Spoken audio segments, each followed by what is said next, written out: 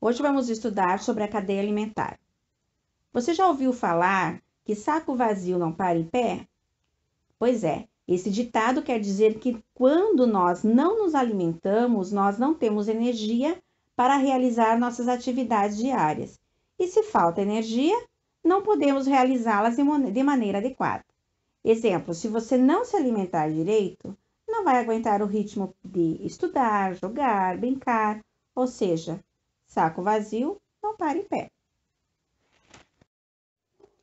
Vamos começar relembrando então sobre a fotossíntese, que foi a aula anterior, que é como as plantas se alimentam. Então começa tudo com a água. A água é fundamental para o processo da fotossíntese. Ela entra pelas raízes e atinge todas as partes da planta, chegando até as folhas, que são o principal local onde se realiza a fotossíntese. No ar que nós respiramos existe o gás carbônico, que é também chamado de dióxido de carbono. Ele entra nas plantas pelas folhas. A luz do sol fornece a energia para que tudo isso aconteça no processo da fotossíntese. A planta, então, liberta o oxigênio, que é o gás fundamental para a respiração dos seres vivos. Mas, prof, o que isso tem a ver com cadeia alimentar que nós vamos estudar hoje? Tem tudo a ver. As plantas são os únicos seres vivos que produzem o seu próprio alimento. Elas não precisam matar outro ser vivo para isso. Vamos ver então como funciona? Na cadeia alimentar, nós temos três grandes elos. O primeiro são os produtores, depois vem os consumidores e, por último, o elo dos decompositores.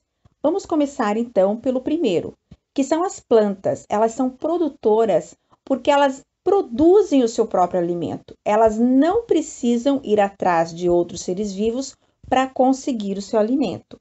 Então, elas produzem o seu próprio alimento. Depois, vamos ter um exemplo aqui, a lagarta, ok? A lagarta, ela é uma das primeiras consumidoras. Por quê? Ela vai consumir alguém para ganhar energia. No caso aqui, ela vai se alimentar de uma árvore para ter energia. Depois dela, nós temos um sapo, que também é um consumidor, que vai se alimentar da lagarta para conseguir ter energia. Depois do sapo, vem o próximo consumidor, que é o quê? A cobra, que vai se alimentar do sapo para conseguir captar energia para o corpo dele para fazer tudo que ela precisa. Né? Depois da cobra, quem vai poder consumir ela? Uma águia, um gavião, certo? É o próximo consumidor. Depois, quem consome a águia, né? Ou o gavião? É o leão. O leão vai ser o próximo consumidor. O leão também pode consumir outros animais. Ele está praticamente igual ao homem, no topo dos consumidores. Mas, como a gente sabe, todo ser vivo nasce, cresce e morre. É aí então que vem os decompositores, porque eles estão no último nível da cadeia alimentar. Por quê? Porque eles têm a função de decompor todos os seres vivos após a sua morte. Ou seja, eles vão virar adubo para poder alimentar as plantas, né? Nutrir as plantas. E assim por diante, vai seguir o ciclo da cadeia alimentar, esse elo da cadeia alimentar. Então, vamos ver uma breve revisão. Nós temos 4 tipos de produtores de energia. As plantas, os herbívoros, os carnívoros e os onívoros. Cada um deles produz energia da maneira diferente. As plantas produzem o seu próprio alimento através da fotossíntese. Os herbívoros, eles só se alimentam de vegetais.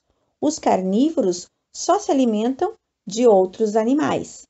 E os onívoros, eles se alimentam tanto de vegetais como também de outros animais, que é o caso nosso, o homem, né?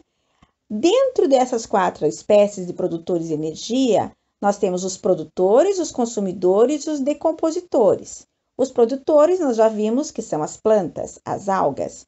Os consumidores são aqueles que não conseguem produzir o seu próprio alimento. Então, eles vão atrás de algum outro meio para se alimentar e produzir a sua energia, ou seja, eles vão se alimentar de outro ser vivo. E os decompositores, que é o último nível da cadeia alimentar, né? Como esse nome mesmo já sugere, são os organismos que têm a função de decompor todos os seres vivos após a sua morte. Mas vamos lembrar, nenhum saco vazio fica em pé. Todos nós precisamos de energia e a gente consome um outro ser vivo.